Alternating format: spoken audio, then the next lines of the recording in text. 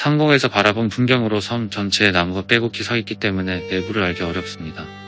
인도양 동부 벵골만에 있는 안다만 니코바르 제도의 포트블레어가 있는 남안다만 섬으로부터 서쪽으로 30km 정도 떨어진 면적 59.67제곱킬로미터의 유인도이고 51.18제곱킬로미터인 백령도보다 조금 크고 72.56제곱킬로미터인 울릉도보다 조금 작으며 59.9제곱킬로미터인 울산광역시 울주군 청량읍의 넓이와 거의 흡사하고 서울특별시의 약 10분의 1 정도이죠. 이 섬은 산호초에 둘러싸여 있으며 배를 댈 만한 천연항구가 없고 해변은 모래사장인데 해변에서 1km에서 1.5km 들어가면 숲이 빽빽한 절벽이 나온다고 합니다. 노스라는 명칭답게 남쪽에 사우스 센티널 섬도 있으나 넓이는 1.61제곱킬로미터 정도에 불과하며 국제법상 인도 영토지만 인도의 통치력이 닿지 않는다고 합니다. 센티널족으로 불리는 오스트랄로이드 계열 원시 주민들이 살고 있는데 이들은 6만 년 넘게 현재도 고립되어 있습니다. 니코바르인 같은 외부인이 예적부터 제도 곳곳에서 도적질을 한 이유도 있고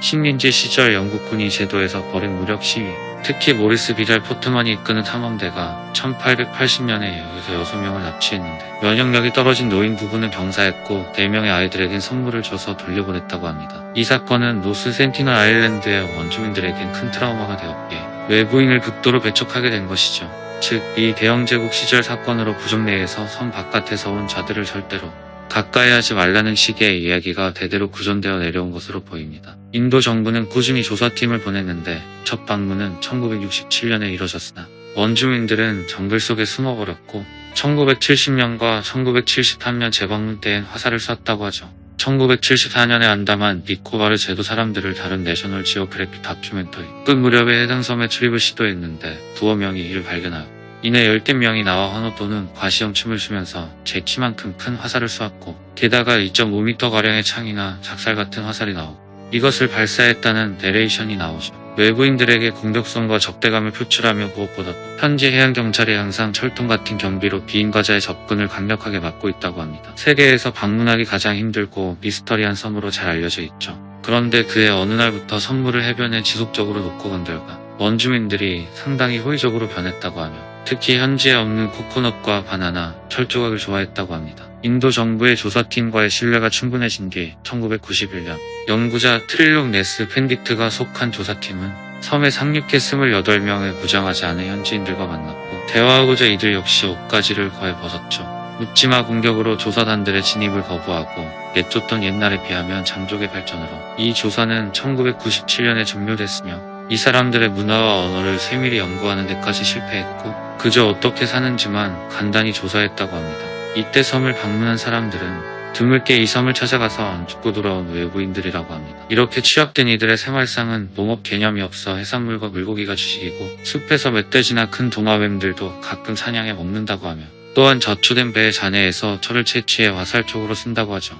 숫자는 둘까지 세며 그 이상은 많다라는 형용사로 서술하고 인구는 100명 이상이며 세부적인 사회 구조는 확인되지 않았으나 신석기 시대 정도로 추측된다고 합니다. 게다가 불은 사용할 수는 있으나 피우는 방법을 몰라 번개가 떨어지면서 생긴 불을 간직했다 사용하거나 아님 먹을 걸 산채로 먹는다고 합니다. 접촉한 사람들은 센티널어가 지금껏 세계에 알려지지 않은 미지의 언어라고 했고 본래 센티널은 영어로 감시병, 고초병이란 뜻으로 외부에서 임의로 붙인 명칭이고 외부의 극도로 적대적인 원주민들의 행동 때문에 정정할 수가 없죠. 한때 안다만 니코바르 제도의 다른 언어들과 같은 안다만어족에 속한다고 여겨졌으나 안다만어족 학설이 부정되고 대안다만어족과 엉케어족으로 나뉘게 되며 둘 가운데 어느 어족에 속하는지는 미궁에 빠지게 되었다고 합니다.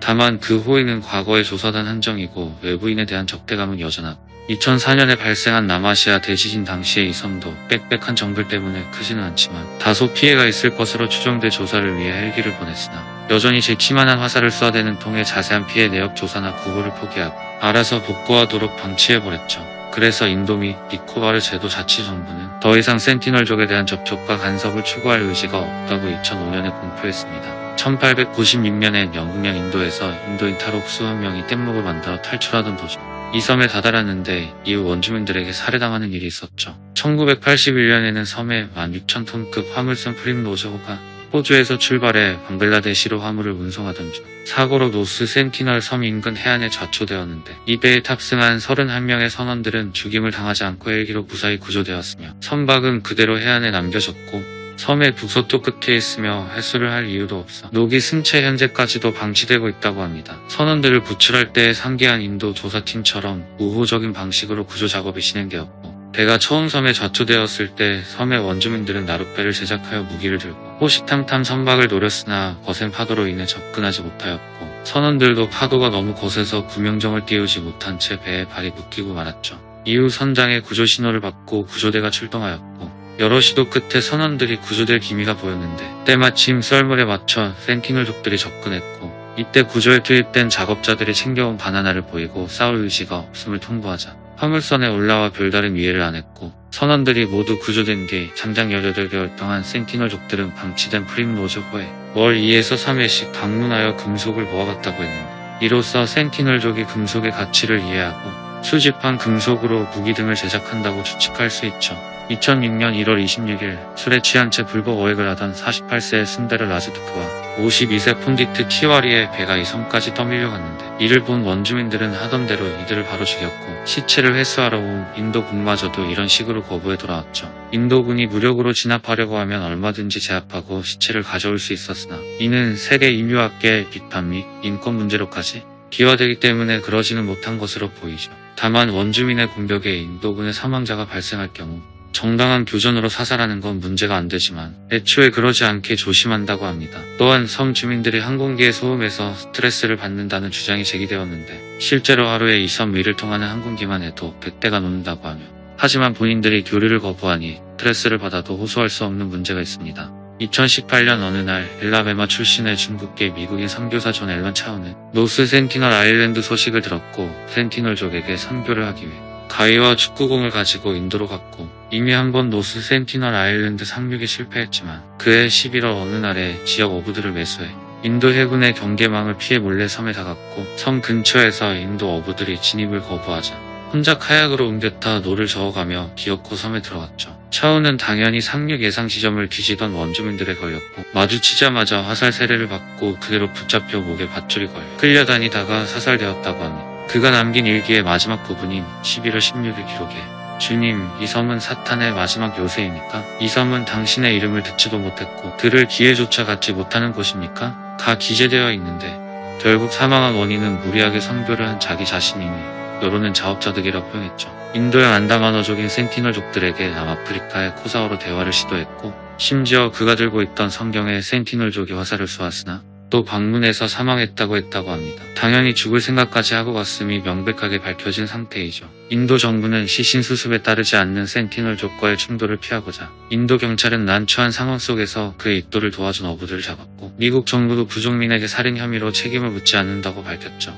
미국은 원래 자국민이 해외에서 억울하게 살해당하는 것에 강경하게 대응하지만 센티널 섬은 주권국가도 아닌 일개 부족이 밖으로 나가지도 않고 오직 거기 안에서만 틀어박혀 살아가는 섬이고 인도 정부에서 출입 금지로 지정한 지역인다. 원주민 본인들이 화살을 쏘며 오지 말라고 하는 곳에 기어이 불법으로 들어가서 죽음을 자초한 선교사의 책임이 크다고 했죠. 굳이 공권력을 투입해도 현대법은커녕 중세법도 모르는 원시 사회인데다가 말도 안 통하고 시간을 들여 가르쳐줘서 책임을 물어도 자기들 영토를 멋대로 인도 땅으로 지정하고 주변 해역 이용도 못하게 하는 것에 대한 반발이 나올 수밖에 없는지라 그냥 덮어버린 거죠. 덤으로 그가 복인자였어도 문제가 됐을 텐데 시체를 그대로 방치하여 과거 아메리카 원주민들처럼 때로 죽을 수도 있었기 때문이고 가지 말라는 곳에 기어이가 사망한 그는 2018년 다인상을 수상했다고 합니다.